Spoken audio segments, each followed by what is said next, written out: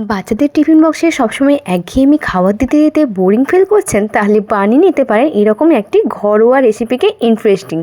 নমস্কার বন্ধুরা, all time রান্না চ্যানেলে আপনাদের স্বাগত জানাই। আজকে যেই রেসিপিটি করছি সেটি বাচ্চা কেন বড়ও কিন্তু চেটেপুটেই খাবে। তো চলুন কিভাবে করেছি এই ডিমের অমলেটের সঙ্গে ম্যাগি, তো সেটাই এখন দেখাই।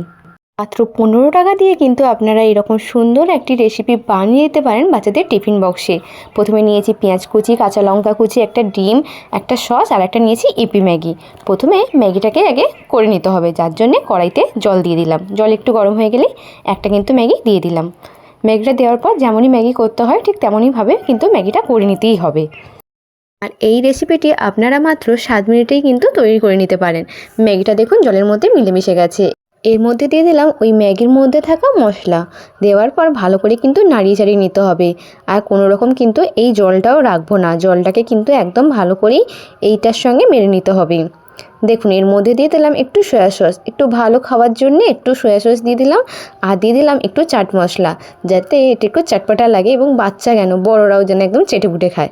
তো দেখুন একদম কিন্তু জলটা মরে গেছে আর ম্যাগিটাও প্রায় হয়ে গেছে। এবারে এটিকে ভালো করে একটু নাড়িয়ে চাড়িয়ে নিচ্ছি। ভালো করে নাড়িয়ে চাড়িয়ে নেওয়ার পর তুলে নিলাম একটি প্লেটে।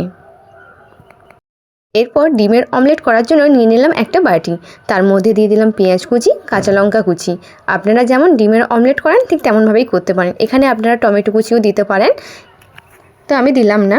তারপর দিয়ে দিলাম স্বাদ অনুযায়ী একটু লবণ আর দিলাম একটু চাট মশলা। দেওয়ার পর ভালো করে একটু এটাকে মিক্স করে নিলাম আর দিয়ে দিলাম একটু জিরে গুঁড়ো। এরপর এর মধ্যে দিয়ে দিলাম একটা ডিম। দেওয়ার পর এটিকেও কিন্তু ভালো করে মিক্স করে নিতে হবে। যেমন আমরা ডিমের অমলেট বানাই ঠিক তেমনভাবেই কিন্তু এটি করতে হবে। ডিমটাকে ভালো করে কিন্তু একটু ফেটিয়ে নিতে হবে। ভালো করে চামচ দিয়ে এইভাবে ফেটিয়ে নিচ্ছি। অন্যদিকে কিন্তু গ্যাসে কড়াই বসিয়েও দিয়েছি।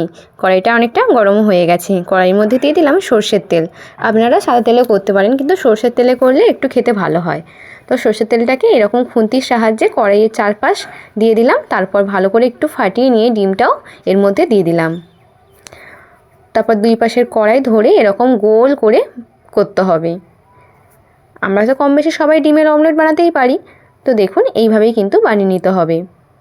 আর একদম ঘরোয়া রেসিপি এটি, যেটি করেছি একদম চটপটা। একটু সামান্য সর্ষের তেল চারপাশ থেকে দিয়ে দিলাম।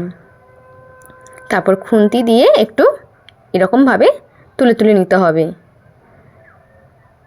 এক পাশ ভালোভাবে ভাজা হয়ে গেছে, এরপর আরেক পাশ দিয়ে দিলাম ভালোভাবে ভাজতে।